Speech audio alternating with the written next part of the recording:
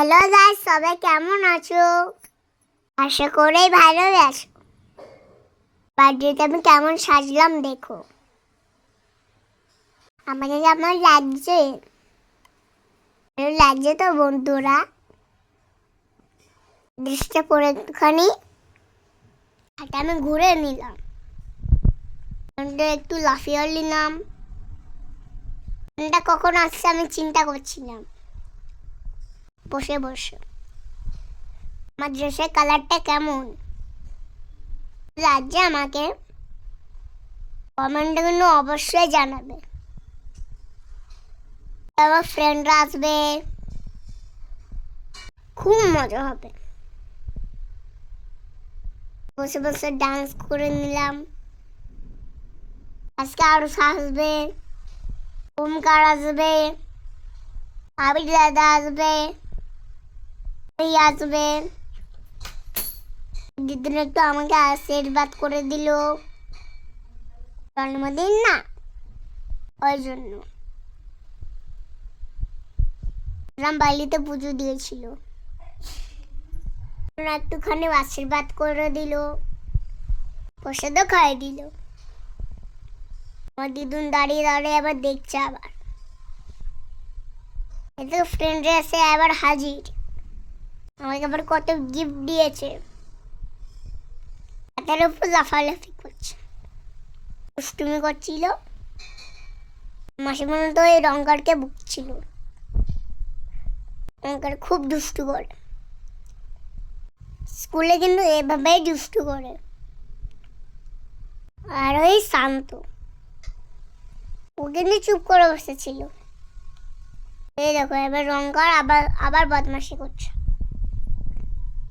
সে এবার শান্ত হয়ে গেছে। এবার আর ওই ওঙ্কারের কাণ্ড দেখো, দুষ্টুমি করছে। এবার কি জোরে জোরে লাফাচ্ছে, মেকআপটাই নষ্ট করে দিচ্ছি লাফিয়ে লাফিয়ে। কেক চলে আসছে, কেক কাটার পালা। এবার কি মজা, চকলেট কেক। বন্ধুরা সব মাথায় টুপি পরে নিল, তবে হাই করে দিল। তার ওই ওমকার, আবির দাদা,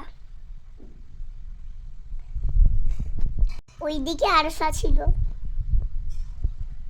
চলো কেক কেটে নি,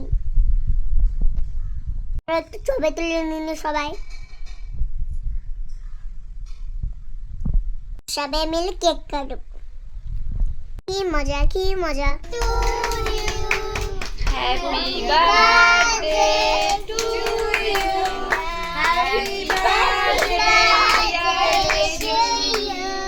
হ্যাপি বার্থডে টু ইউ।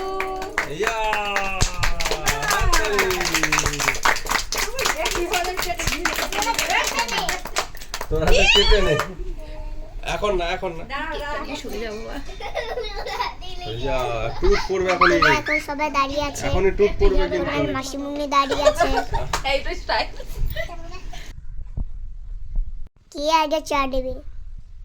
আমি ভাবছি আমি খাবো, ওঙ্কার আমার থেকে চাইছে এটা। কি জ্বালাতনে পড়েছি, আমাকে দিচ্ছিল না। যাই হোক, তবে আমাকে আশীর্বাদ করো, আমি যেন অনেক বড় হই, আমি মানুষ হই, তাকে জানো।